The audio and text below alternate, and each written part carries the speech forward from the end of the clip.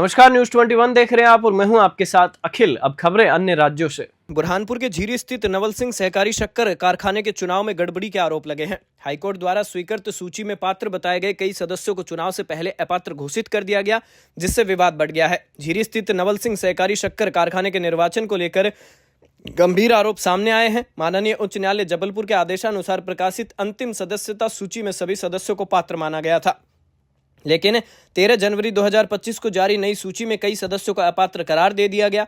इस चुनाव में कुल 161 प्रत्यायुत्कों में से 150 नामांकन हुए थे, लेकिन इनमें से 51 नामांकन फॉर्म को अस्वीकार कर दिया गया। विरोधियों का आरोप है कि यह निर्णय कारखाने की उपविधियों के खिलाफ है, क्योंकि नियमों के अनुसार केवल ऋणी सदस्यों को ही मतदान से वंचित किया जा सकता है। बुरहानपुर से राजू सिंह की रिपोर्ट।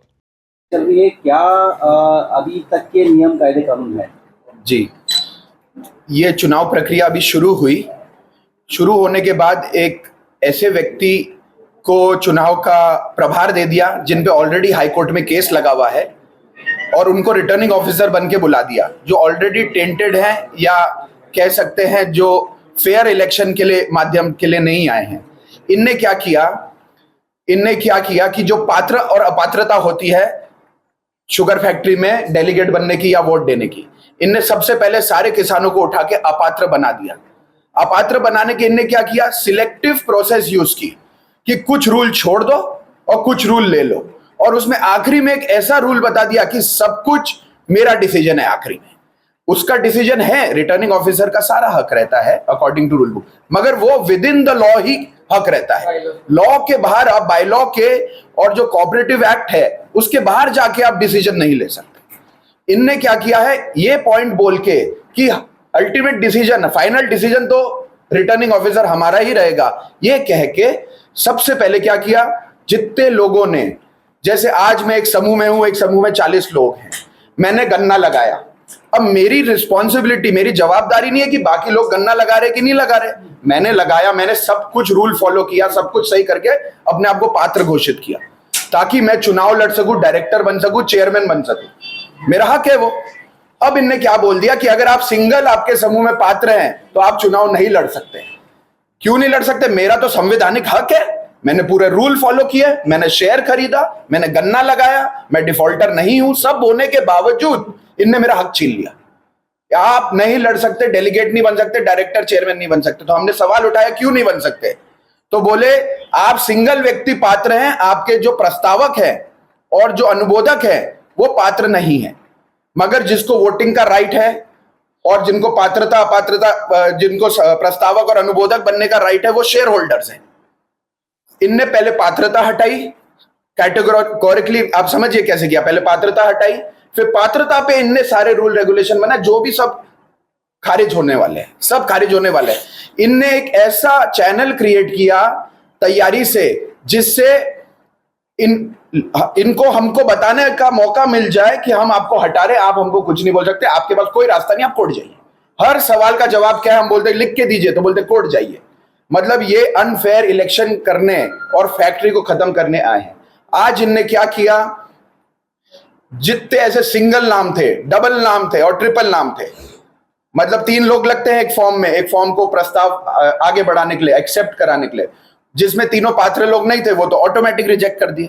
तो मेरे जैसा व्यक्ति जिसने सिंगल, आज हमारे साथ बैठे हैं हमारे वरिष्ठ, इनका हक छीन लिया। हर साल गन्ना लगाता है ये व्यक्ति, गन्ना साल पे साल कम होते जा रहा है। 400 लोगों को बोल रहे हैं सिर्फ वोट डालने देंगे, तो ये तो फैक्ट्री खत्म करने आया, गन्ना खत्म हो जाएगा अपने क्षेत्र में, तो फैक्ट्री खत्म करने आया। सीधी बात है कि फैक्ट्री बंद करवाओ, सीधी बात। सेकेंड बात, हमने इसके बहुत सारी चीजों के आवेदन दिए कि इनने हमसे धोखे में साइन ली। एक व्यक्ति है जिसका, वो व्यक्ति अवेलेबल नहीं है, 2 महीने से पूना में है, उनकी इनने धोखे से साइन ले ली, खुद साइन जाली कर दी कि क्या कर दी मैं नहीं जानता, और बोलते हैं अगर आप साइन इधर है तो उस पर कोई आप आपत्ति नहीं उठा सकते। हम बोल रहे चैलेंज करेंगे, हम बोल रहे आपको जहां करना है चैलेंज करिए।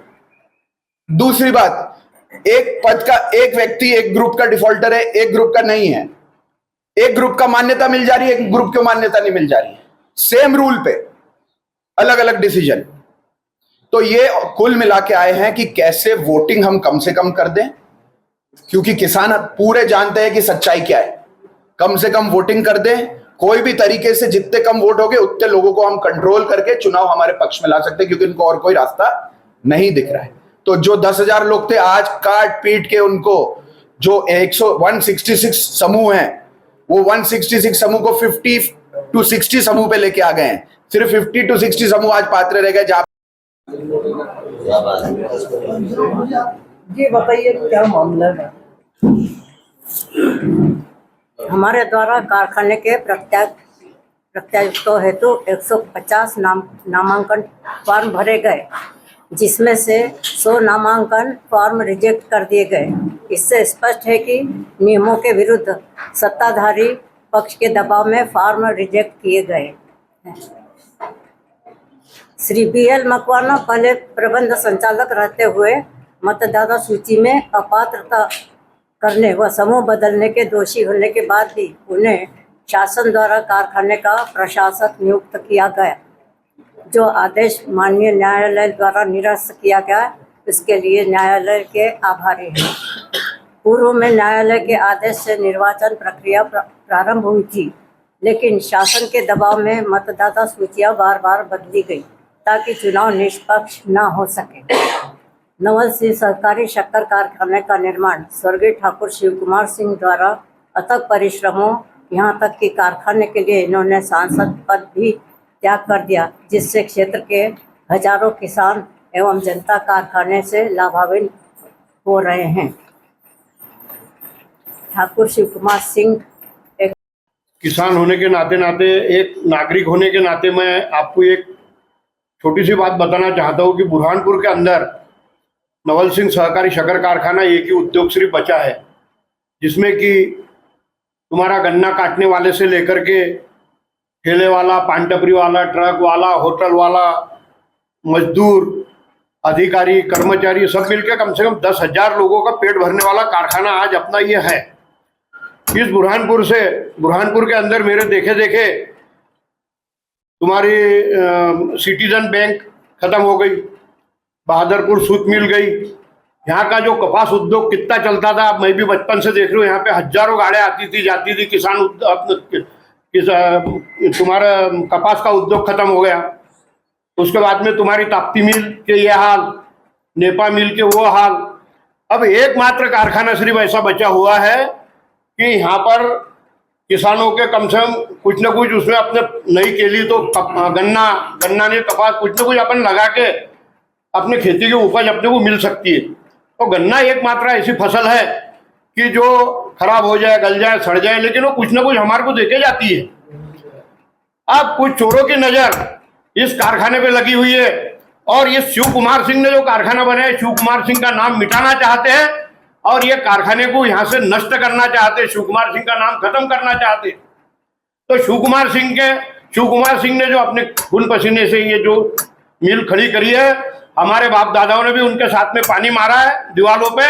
हम ये चाहते हैं कि यह कारखाना बचे, अच्छे लोगों के हाथ में जाए, किसानों की भी खुशहाली रहे, मजदूरों को भी मजदूरी मिलती रहे, किसानों के भी जेब गर्म होते रहे, 2 पैसे उनको भी मिलते रहे। हम यही चाहते हैं। इस उद्देश्य से ये जो चुनाव होने जा रहे हैं, अब ये चुनाव होने जा रहा है तो हर जितने लोगों ने शेयर लिया है, तुम ग्राम पंचायत से लेकर के तो राष्ट्रपति चुनाव तक जो वोटर लिस्ट के अंदर जो नाम रहते हैं उनको पात्रता रहती है चुनाव लड़ने की भी और तुम्हारे खड़ा रहने की भी चुनाव में और प्रस्ताव का अनुमोदक बनने की भी। अब इन्होंने क्या किया कि भाई जो गन्ना लगाते जो पात्र है, अब मान लो मैं पात्र हूं, अब मेरा प्रस्ताव का अनुमोदक अपात्र है, वो जो गन्ना लगाते नहीं है, लेकिन चुनाव उनकी वोटर लिस्ट में नाम है ना भाई। अगर उनका वोटर लिस्ट में तुम नाम नहीं है तो फिर बात अलग है, तो फिर उनके वोटर लिस्ट में से नाम ही हटा दो, तो उनको वोट देने का अधिकार भी मत रखो ना, उनके पैसे वापस कर दो। शेयर हमने काय के लिए पहले से हमारे बाप दादाओं ने शेयर काय के लिए लिया, हमने शेयर काय के लिए ताकि हमारा अधिकार रहे कारखाने में। ना हमारे को वोट देने का अधिकार रख रहे हैं, ना हमारे को खड़ा रहने का अधिकार रख रहे हैं। ये कौन सा नियम है? और ये अभी ये नियम है। अब मैं भी मन्ने भैया के साथ में रहा, वीरेन भैया के साथ में रहा। ये तुम्हारी इंजीनियरिंग कॉलेज खड़ी करने में उस समय